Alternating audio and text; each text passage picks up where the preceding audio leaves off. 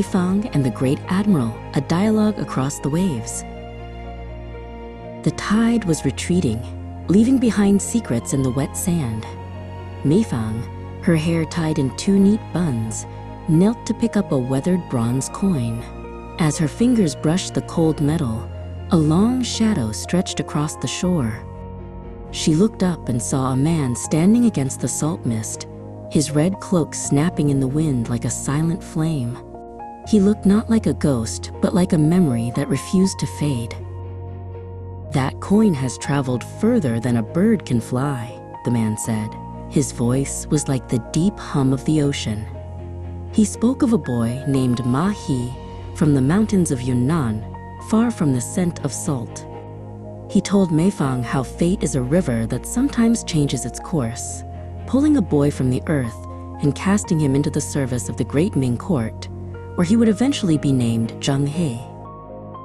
Before the ships could sail, the mind had to travel. Zheng. He described years of study in the silent halls of the palace. He leaned over maps of silk, tracing the stars with his fingers. He learned the tongues of distant lands and the rhythm of the monsoons. To lead thousands, he explained to Mei Fang, one must first learn the language of the universe and the geometry of the soul. "Why did you go?" Mei Fang asked, her Mamian skirt rustling as she walked beside him. "Was it to conquer?"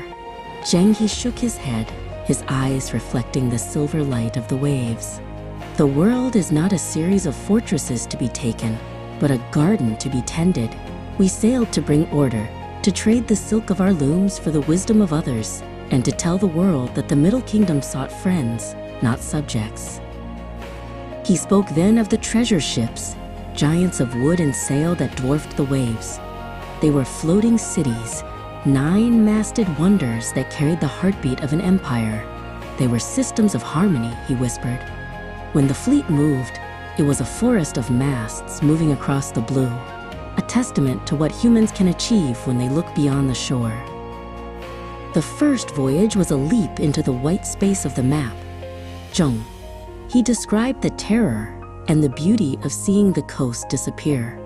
They relied on the star guide, measuring the height of the North Star to find their path.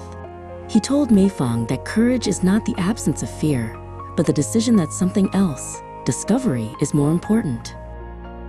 The sea is a temperamental teacher. Zheng. He recounted storms that turned the sky black and waves that rose like mountains. In those moments, he didn't reach for a sword.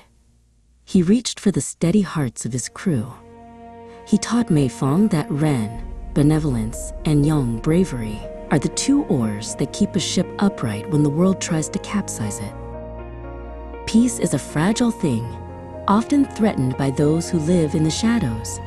He spoke of the pirates in the Strait of Malacca, who choked the breath of trade. "We fought not for gold," he told Mei Fang, as he showed her a scroll of the peace treaties he had signed, "but to ensure that the sea remained a safe road for everyone. Trust is the only currency that never devalues." They reached ports where the air smelled of cloves and the earth was red. Mei Fang's eyes widened as he described the qilin, a creature with a neck as long as a tree and spots like a leopard. They traded fine blue and white porcelain for emeralds and frankincense. "Every gift we exchanged," he said, "was a word in a conversation between civilizations." "But how did so many people live on the water?" Mei Fang wondered. Zheng. He smiled at her curiosity. He detailed the invisible labor. The doctors who grew herbs in tubs on deck, the carpenters who knew the language of wood, and the clerks who counted every grain of rice. To navigate the world, he explained, one must first master the art of the everyday. 6 times the fleet returned, but the 7th voyage was a long goodbye. The winds of the court were changing, and the empire began to turn its back on the salt spray. Zheng He looked out at the setting sun, knowing the great treasure ships would soon be left to rot. "The era of the sea was closing," he said softly, "but the map of the world had been forever changed in our hearts."